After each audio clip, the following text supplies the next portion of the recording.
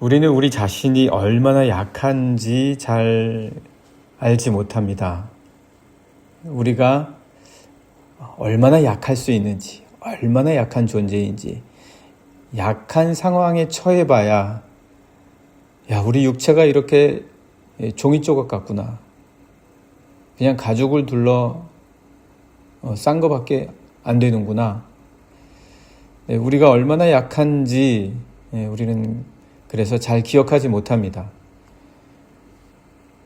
또 반면에 우리는 또 우리 스스로가 얼마나 강할 수 있는지 잘 모릅니다. 이렇게 약하고 약한 자들이 언제 강할 수 있고 또 그 강한 것이 얼만큼이나 될 수 있는지를 우리가 잘 기억하지 못합니다.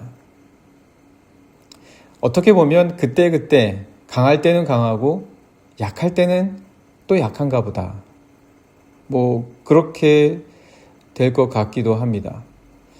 그런데 이렇게 우리가 약하고 강하고 이런 모든 것들이 다 우리 마음에서 느끼는 거거든요. 근데 우리 마음에서 일어나는 작용이라는 거죠.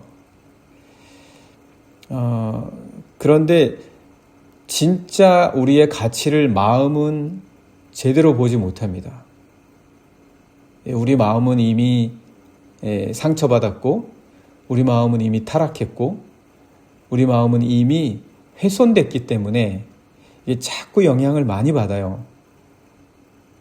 그래서 자꾸 영향을 많이 받아서 우리를 제대로 보는 데에 지장이 있습니다. 우리를 제대로 보게 해주는 게 영입니다. 우리를 제대로 우리의 가치 그대로 과장되지도 않고 그리고 또 너무 과소평가되지도 않게 우리를 볼 수 있게 해주는 게 영입니다.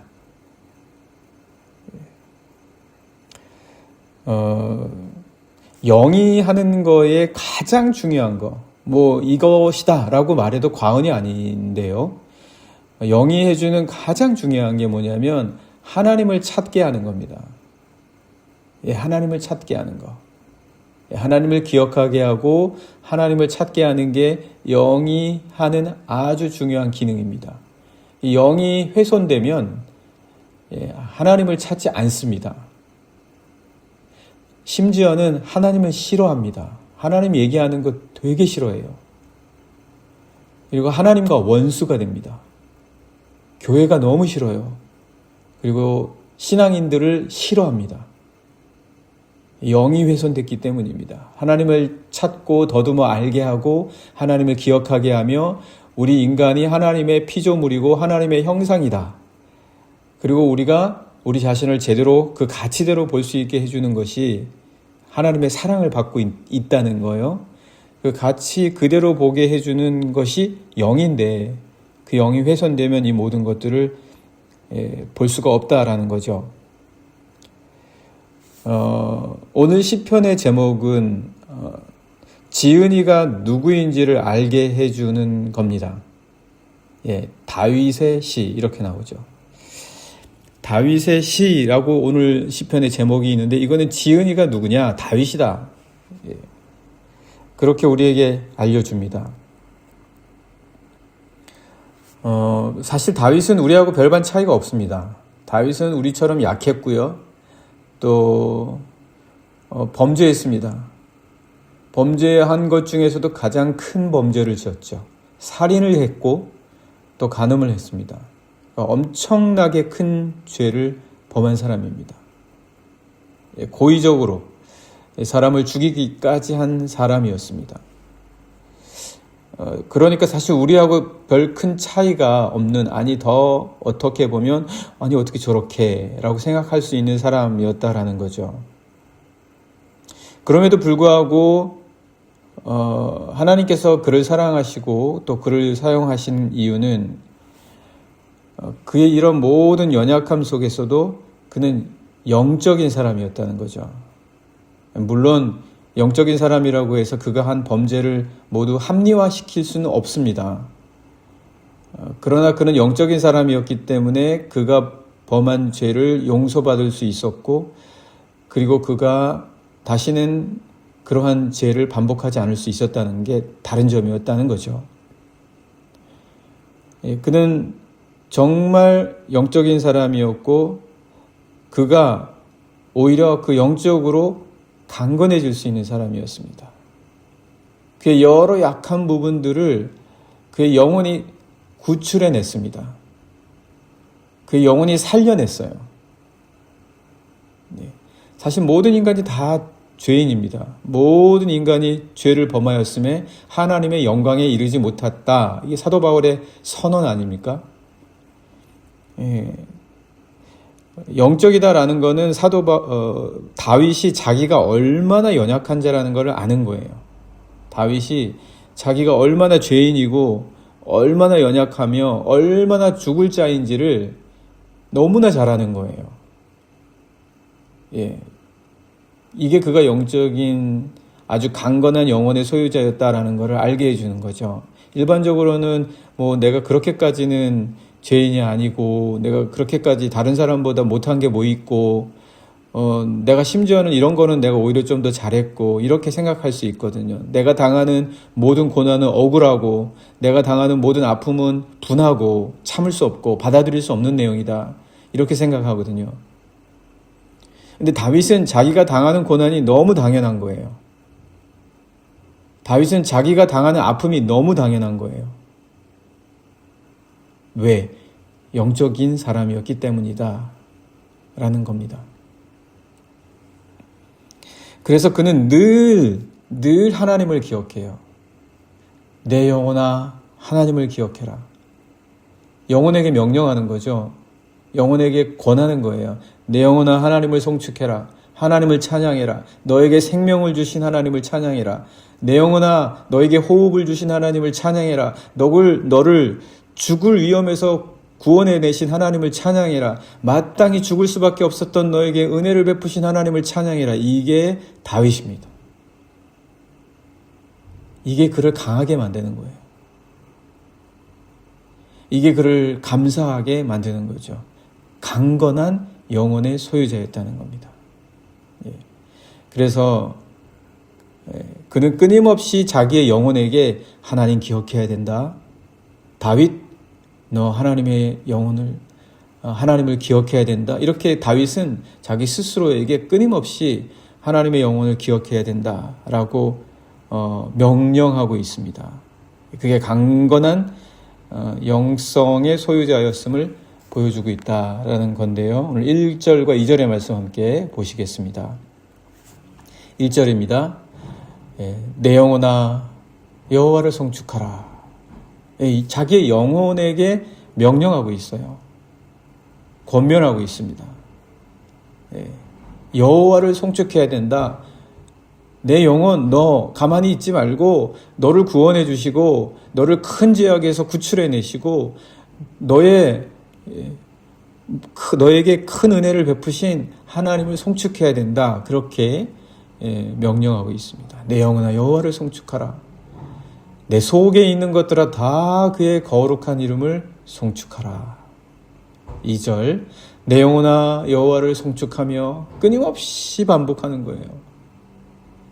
끊임없이 하나님을 기억하고 끊임없이 하나님의 이름을 부르니까 그는 자신이 어떤 사람인지를 잊을 수가 없어요. 자신을 제대로 볼 수 있는 유일한 길은 하나님을 기억하고 그리고 자신의 영혼으로 하여금 자꾸 하나님을 찾게 하는 거예요. 자꾸 하나님을 찾도록 만드는 거예요. 어떤 상황에서든지 구원을 받을 수 있는 거예요. 자꾸 하나님을 찾음으로. 그래서 다윗이 2절에서도 또 반복해서 내 영혼아 여호와를 송축하며 그의 모든 은택을 잊지 말지어다. 이렇게 고백을 하고 있습니다. 왜 이렇게 고백을 할 수 있었겠습니까? 자기가 누군지 너무 잘 아는 거예요.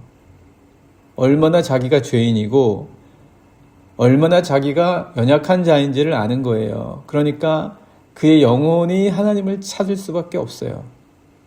예. 그래서 자기가 당하는 이 모든 연약함, 자기가 당하는 이 모든 아픔, 자기가 당하는 모든 이 고난, 자기가 당하는 모든 이 핍박과 부당함, 이 세상의 불공평함, 뭐든지 당연해요. 자기는 하나님 앞에서는 꼼짝없는 죄인입니다. 그래서 그가 오히려 강건해집니다. 오히려 강건해져요. 하나님을 의지하는 힘이 그럴수록 더 커지는 거예요. 하나님을 의뢰하는 힘이 그럴수록 더 커져요. 그럴수록 더 하나님을 붙잡게 돼요. 강건해지는 겁니다. 그래서 자기가 얼마나 약한지를 3절부터 6절까지 이야기해 주는데요. 3절에서도 보시면 그가 내 모든 죄악을 사하신다. 자기가 죄악이 얼마나 큰지 아는 거예요. 그가 내 모든 죄악을 사하시며 내 모든 병을 고치시며 질병으로 인해 종이조각 같은 몸을 가질 수밖에 없는 자라는 것을 자기는 너무나 잘 알는 거예요. 4절 내 생명을 파멸해서 속량하시고 파멸당할 수밖에 없거든요. 다윗은 사실 죽을 수밖에 없고 멸망할 수밖에 없는 사람이었어요. 그러나 그가 어떻게 한 나라를 짊어지고 나갈 수 있었냐? 하나님이 그렇게 인도해 주실 수 있는 그를 용서하시고 그를 강건하게 하셨기 때문이다 라는 거죠. 내 생명을 파멸해서 속량하시고 인자와 긍휼로 관을 씌우셨다. 하나님이 친절하게 해주신 거예요. 하나님이 친절하게 그렇게 해주셨기 때문에 가능했다. 하나님을 의지하는 거예요. 하나님을 전적으로 의지하는 거예요. 그래야 강해집니다. 그게 강하게 하는 거예요. 우리 그리스도인들은 하나님을 의지하는 게 힘이라는 거예요. 하나님을 의지할수록 우리는 강해진다. 그게 우리 모토입니다. 나는 하나님을 의지할 때 강해진다. 그래서 5절에도 보시면 좋은 것으로 내 소원을 만족하게 하사 내 청춘을 독수리같이 새롭게 하시는도다. 이렇게 강하게 하시는 거예요. 내가 약할 때 하나님께 부르짖었더니 나를 기가 막힐 웅덩이에서 건져주시고 내 영혼을 독수리와 같이 새롭게 하시는구나. 이 하나님을 의뢰하니까, 하나님을 기억하니까 그가 강한 영성의 소유자요. 하나님을 부르짖었기 때문에 그는 이렇게 연약할수록 강건해질 수가 있었다. 6절에서도 보시면 여호와께서 공의로운 일을 행하시며 억압당하는 모든 자를 위하여 심판하시는도다. 영성이 뭐냐? 하나님을 의지하는 겁니다. 하나님을 찾는 거예요. 하나님을 의뢰하는 것이다. 그래서 다윗은 이렇게 얘기하는 거예요. 이런 사람들 중에는 모세가 있다. 이런 사람 중에는 모세가 있다는 거예요. 이렇게 하나님을 찾고 하나님을 의뢰한 사람 중에서 우리가 한번 모델을 찾아보자. 그런 사람이 누가 있을까? 영성이 강하다는 게 무슨 의미일까? 하나님을 찾고 의뢰해서 연약한 상황에서도 기가 막힐 웅덩이에서도 죽을 처지에서도 건져냄을 당하는 그런 영성이라는 게 뭘까? 그걸 찾아보니까 모세가 그렇다라는 거예요. 7절 말씀 보시면 그의 행위를 모세에게 하나님이 알리셨다. 이스라엘 자손에게 알리셨다. 모세가 그렇다는 거예요.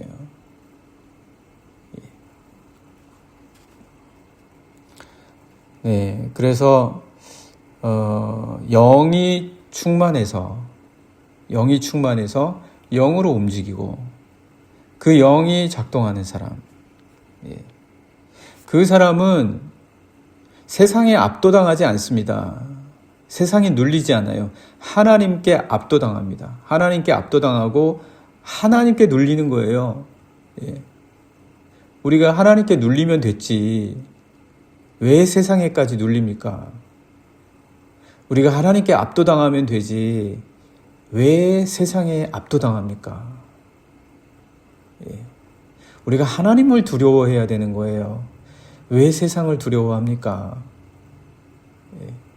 하나님을 두려워하며 하나님께 압도당하는 자는 늘 예배의 자리에서 그 하나님을 경험합니다.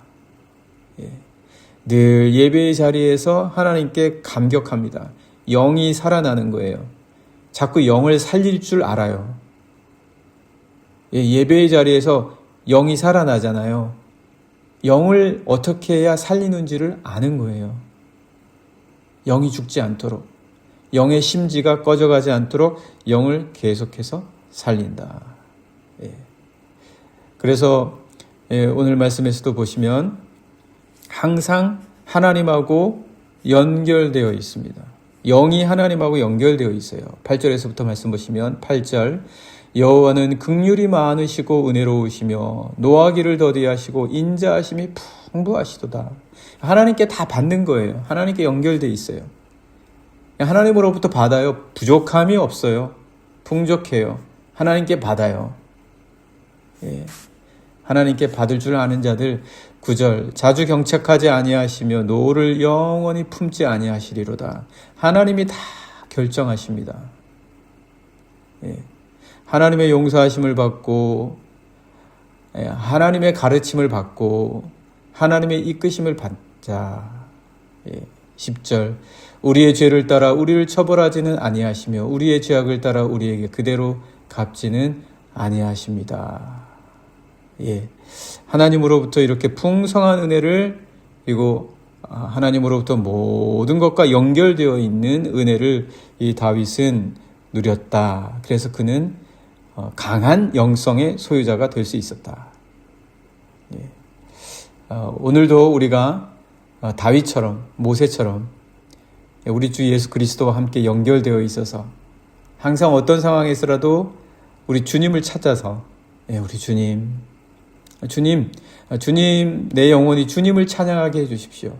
주님을 노래하게 하십시오. 주님을 송축하게 하십시오. 이렇게 우리의 영을 살려내는 오늘 하루도 내 영이 살아나게 해주십시오. 영에 따라 역사하시는 하나님의 풍성함을 누리게 해주십시오. 하나님과 연결되게 해주십시오. 11절 보시면 이는 하늘이 땅에서 높음같이 하늘이 얼마나 높습니까? 땅에서부터. 그렇게 충만한 하나님이 역사하신다는 거예요. 하늘이 땅에서 높음같이 그를 경외하는 자에게 그의 인자하심이 크심이로다. 오늘도 우리의 영을 살려내는 그래서 하나님을 경험하시는 우리 이 아침 이 새벽 첫 시간에 모든 성도님들 되시기를 간절히 원합니다. 함께 같이 기도하겠습니다. 하나님, 오늘도 하나님을 충만하게 경험하게 해주십시오. 내 영이 죽지 않고 오늘도 살아나서 강하게 강력하게 우리 영으로 살아가는 귀한 하루가 될 수 있도록 인도하여 주시옵소서. 함께 같이 기도하시겠습니다.